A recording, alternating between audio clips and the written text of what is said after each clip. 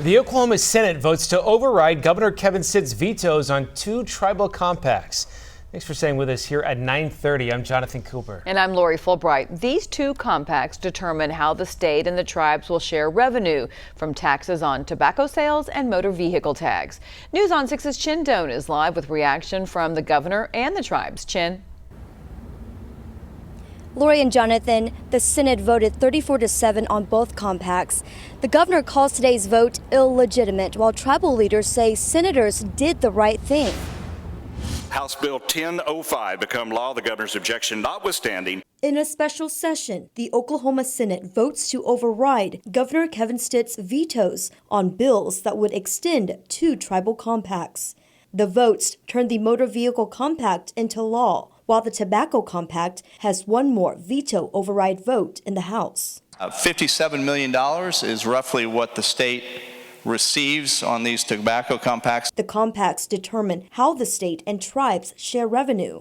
Tribal leaders were at the Capitol for the vote and say lawmakers are showing bipartisan effort to help tribes and the state bring in money. Cherokee Nation Principal Chief Chuck Hoskin Jr. says keeping the compacts will preserve what has worked well for decades. The basics of it is compacts put cooperation in front of conflict. And I think that's in the best interest of all Oklahomans. And I think if Oklahomans think of it in those terms, it becomes easier to understand why a supermajority of the legislature and all of the tribes believed we ought to have cooperation.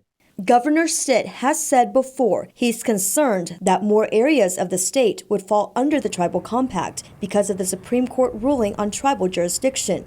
His office shares this statement saying, quote, "I am trying to protect eastern Oklahoma from turning into a reservation, and I've been working to ensure these compacts are the best deal for all 4 million Oklahomans. Unfortunately, the Senate seems to disagree and used an illegitimate process to do so," end quote. Now next, the tobacco compact has one more veto override vote. That's happening in the House next Monday. Live in downtown Tulsa, Chinh Doan, Oklahoma Zone, News on 6.